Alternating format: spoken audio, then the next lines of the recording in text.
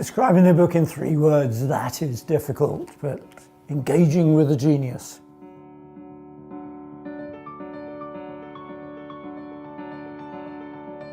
What got me going on Leonardo? Initially I avoided him. I'd studied natural sciences at Cambridge and did postgraduate art history, and he looked big and difficult. And I thought, either you do this person properly or you not do him at all. And by chance I was asked to make a television program by a young TV producer who was being trained. And somehow or other I got asked if I would help him, which I did. And I started looking at Leonardo and I thought, I can make some inroads into him.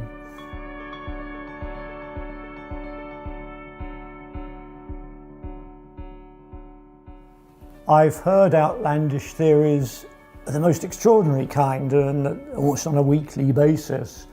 One of the best or worst ones was that if you look carefully at Mono Lisa, inside you will see Persian script hidden in the Mono Lisa, and it's telling the prophecies of Nostradamus.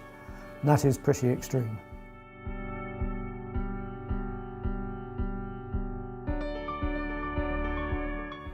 I'm not sure I have a favourite encounter with the Leonardo Luni. You try to avoid them, but no, I'm sent some very extraordinary objects saying they're by Leonardo. I think the most remarkable was a French 18th century engraving of a Leonardo, a domestic scene, absolutely not a Renaissance thing. And this person insisted it was by Leonardo. And I said, this is an 18th century engraving, actually by a German artist who worked in France.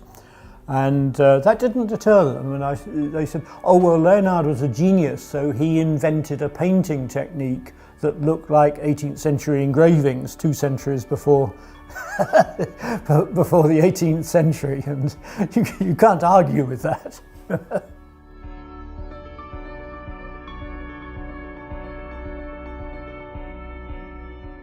Leonardo is remarkable in quality. The drawings and paintings are extraordinary. I've seen Mono Lisa twice out of her frame or its frame, and they are uncanny, and they have a seductive quality.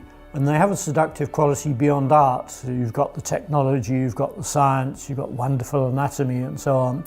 And there's so much you can understand about Leonardo, but at the end of the day he's elusive. So you're always sort of feeling further to try to get some sense of as to who he is. So this amazing amount of stuff in Leonardo which everybody can relate to in different ways, but at the same time there is a mystery, there is a privacy to Leonardo which draws people in.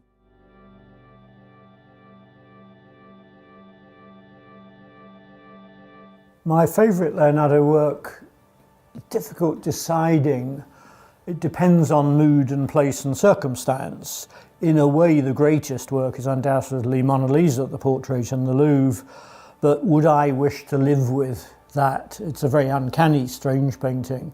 I think if I chose one to live with, then I would choose the portrait of the lady with the ermine in Krakow in Poland, Cecilia Gallerani, the mistress of the Sforza Duke of Milan.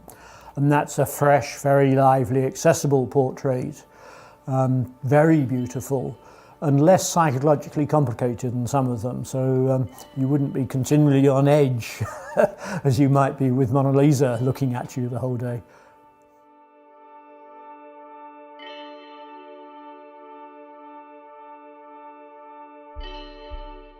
Leonardo was of a generation of artists, including Raphael and Michelangelo, who liked fame. They knew the great Greek artists were famous. They didn't have works by them, but they knew that they were renowned figures. So they were interested in fame, and Leonardo not least. He thought the flying machine would give him immortality. Of course, it didn't fly, but he would be delighted. And to think that something had sold for the world record price of a painting, the Salvator Mundi, recently for $450 million, he would have been delighted.